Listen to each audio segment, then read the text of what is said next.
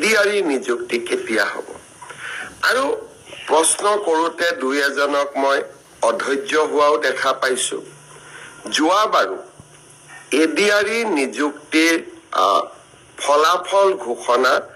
আৰু নিযুক্তিৰ মাজত যথেষ্ট সময় আমি লৈছিলো কাৰণ যিসকলে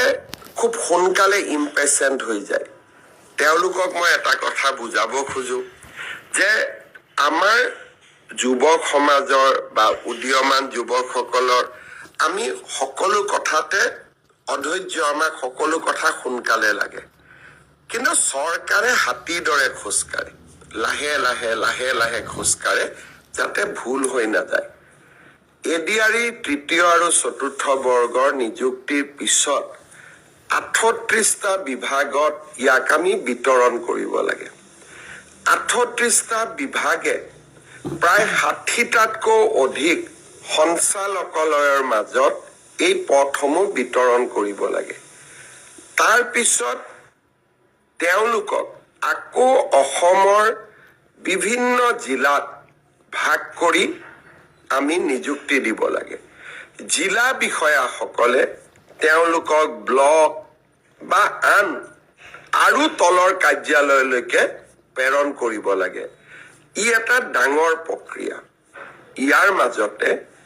দিব্যাংগ যিসকল 3% দিব্যাংগ যিসকলে চাকৰি পায় তেওঁলোককো আমি মেডিকেলি আৰু এবাৰ পৰীক্ষা কৰিব লাগে গুৱাহাটী চিকিৎসা মহাবিদ্যালয় এই গোটেই প্ৰক্ৰিয়াখিনি সমাপ্ত কৰোঁতে আমি ডিসেম্বৰ মাহলৈকে আমাক সময় লাগিব জানুৱাৰী মাহৰ 10 তাৰিখৰ আগতে আমি চতুৰ্থ বৰ্গ এডিআৰই যিসকলে উত্তীৰ্ণ হৈছে তেওঁলোকক আমি নিযুক্তি পত্ৰ দিম আৰু জানুৱাৰী মাহৰ 15 তাৰিখৰ আশে-পাশে তৃতীয় বৰ্গত যিসকলে উত্তীৰ্ণ হৈছে তেওঁলোকক আমি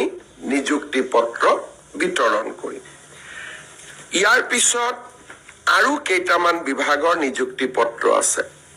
ইঞ্জিনিয়াৰৰ নিযুক্তি পত্ৰ আছে এগ্ৰিকালচাৰ ডিপাৰ্টমেন্টৰ নিযুক্তি পত্ৰ আছে আৰু বহুখিনি বিভাগীয় নিযুক্তি পত্ৰ আমাৰ সন্মুখত আছে বিভাগীয় নিযুক্তি পত্ৰখিনি আমি ফেব্ৰুৱাৰী মাহৰ 10 তাৰিখৰ আগতে আমি শেষ কৰিম কাৰণ নিৰ্বাচনৰ মডেল কোড অফ কণ্ডাক্ট যোৱাবাৰ 27 ফেব্ৰুৱাৰীত আহিছিল আৰু সেই কাৰণে